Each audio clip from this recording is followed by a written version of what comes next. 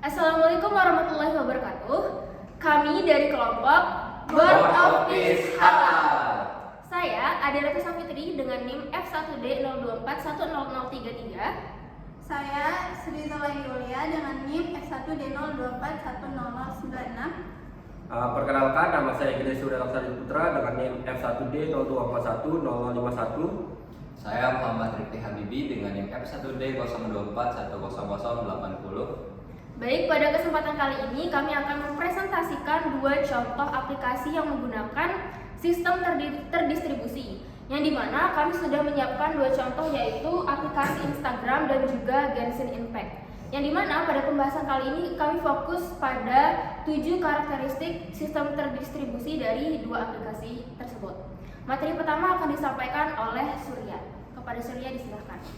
Baik, terima kasih moderator atas waktu yang diberikan. Jadi yang pertama kita akan mengenal sistem terdistribusi terlebih dahulu. Yang dimana sistem terdistribusi adalah sistem yang dimana pemrosesan informasi didistribusikan pada beberapa komputer dan tidak terbatas hanya pada satu mesin komputer saja. Nah, jadi sistem itu bakal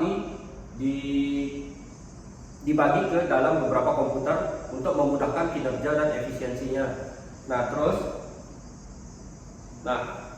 Di dalam sistem terdistribusi ada beberapa karakteristik yang ada. Yang pertama itu ada heterogeneity, yang kedua ada openness, yang ketiga ada security, yang keempat ada scalability, yang kelima ada failure handling, yang keenam ada concurrency, dan yang ketujuh ada transparency. Nah, sekarang kita lanjut ke contoh sistem terdistribusi yang pertama, yaitu Instagram. Nah, untuk Instagram itu heterogenity-nya itu dia sudah terbilang heterogen karena dia itu bisa berjalan di beberapa perangkat seperti iOS, Android, dan web. Nah, untuk keterbukaan dari Instagram itu dia itu sudah pakai public API resminya, yang dimana kita itu bisa menjadwalkan konten secara otomatis. Jadi kita itu bisa kayak mau konten tuh upload di jam berapa itu kita bisa jadwalin. Nah, terus Instagram itu juga pakai sistem keamanan OAuth yang memungkinkan akun Instagram digunakan untuk login ke platform berbeda. Nah, jadi sistem keamanan ini itu dia tuh bakal mengakses informasi pengguna tanpa mengakses password yang sudah dibuat. Nah, lanjut ke karakteristik yang ketiga itu ada security. Nah, Instagram ini dia itu pakai enkripsi end-to-end encryption atau E2EE. Nah, dia itu enkripsinya ini itu dia tuh cuman yang bisa mengakses tuh cuman pengirim sama penerimanya. Pihak ketiga itu tidak bakal bisa. Nah, juga Instagram itu dia pakai verifikasi untuk loginnya itu, yaitu two factor authentication. Nah, yang keempat ada scalability.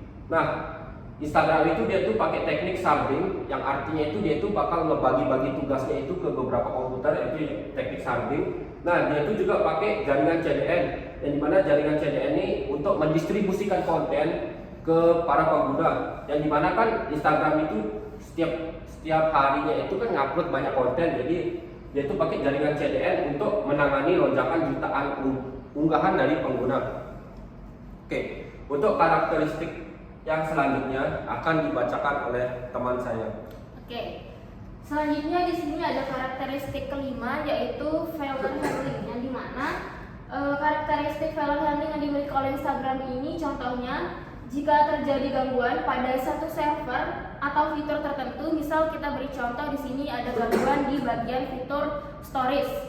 Nah, ketika ada gangguan di fitur stories ini, pengguna itu tetap bisa menjalankan aktivitas lain seperti feed, terus membuka reels dan fitur-fitur Instagram lainnya, meskipun pada saat itu fitur story sedang bermasalah. Karena di sini sistem mampu mendeteksi, menutupi, dan memulihkan kegagalan tersebut tanpa menghentikan seluruh layanan yang ada. Kemudian di sini ada karakteristik keenam, yaitu konkurensi. Pada konkurensi ini, Instagram itu dapat mengelola eksekusi program secara bersamaan dan asinkron, yang memungkinkan jutaan pengguna untuk mengakses, berbagi, serta memperbarui sumber daya yang sama. Seperti misalkan ada postingan yang sedang viral, itu jutaan pengguna itu bisa memberikan like secara bersamaan tanpa harus menunggu satu-satu. Itu yang dimaksud konkurensi di sini. Selanjutnya karakteristik terakhir dari Instagram yaitu transparansi. Letaknya adalah yaitu Instagram ini memberikan pengalaman sistem tunggal kepada pengguna dengan menyembunyikan kompleksitas infrastruktur distribusinya, mulai dari kemudahan akses data dan tanpa mengetahui lokasi server fisik. Di sini tuh termasuk ke dalam karakteristik location transparency, jadi lokasinya itu nggak perlu ditahu oleh pengguna, hingga kemampuan sistem untuk berkembang tanpa mengubah struktur aplikasi yang dirasakan pengguna. Nah, karakteristik yang ini tuh termasuk ke dalam scaling transparency. Selanjutnya yaitu aplikasi Genshin Impact yang akan disampaikan oleh Rifki. Oke, di sini saya akan menyampaikan 4 karakteristik dari Genshin Impact. Yang pertama adalah heterogeneity, di mana di Genshin Impact ini di bagian heterogeneity-nya dia udah bisa digunakan di berbagai platform seperti PC, Android, kemudian iOS dan PlayStation, sehingga si Genshin Impact ini bisa berjalan di perangkat yang berbeda-beda dan sistem operasi yang berbeda-beda juga. Kemudian yang kedua ada openness. Di Genshin Impact ini memungkinkan kita untuk mengintegrasikan dengan berbagai layanan seperti HoYoverse, Google, Apple, dan PlayStation, sehingga sistem di Genshin Impact ini dapat berinteraksi dengan layanan eksternal. Kemudian yang ketiga ada security. Keamanan di Genshin Impact ini sangat tinggi karena dia sudah diautentikasi akun, kemudian enkripsi data dan anti-cheat untuk melindungi data pemain serta menjaga keamanan permainannya. Selanjutnya ada scalability.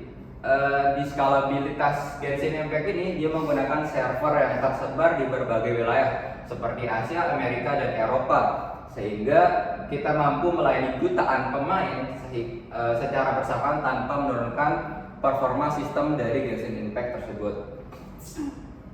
Baik, untuk karakteristik kelima itu ada failure handling, di mana Genshin Impact ini memiliki mekanisme untuk menangani gangguan sistem atau server sehingga permainan tetap dapat berjalan dengan stabil.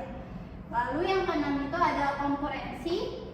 Di Genshin Impact ini memungkinkan banyak pemain mengakses dan bermain secara bersamaan melalui sistem server yang terdistribusi.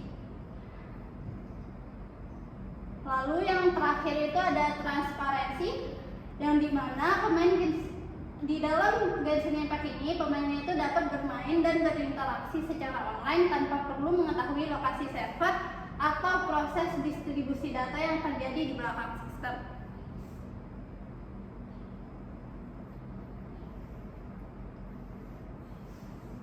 Setelah pembahasan kami tadi, dapat diambil kesimpulan bahwa penciptaan ekosistem digital yang kokoh dan responsif itu sangat dipengaruhi oleh penerapan sistem terdistribusi pada Instagram dan juga Genshin Impact. Kedua platform tersebut berhasil berkat integrasi berbagai teknologi yang berbeda yang mampu bekerja sama untuk memastikan bahwa jutaan pengguna berinteraksi satu sama lain secara lancar.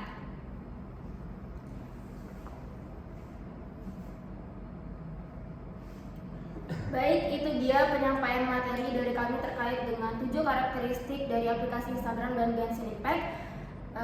Semoga penyampaian kami bisa mudah dipahami. Terima kasih, kurang lebihnya mohon maaf. Wassalamualaikum warahmatullahi wabarakatuh.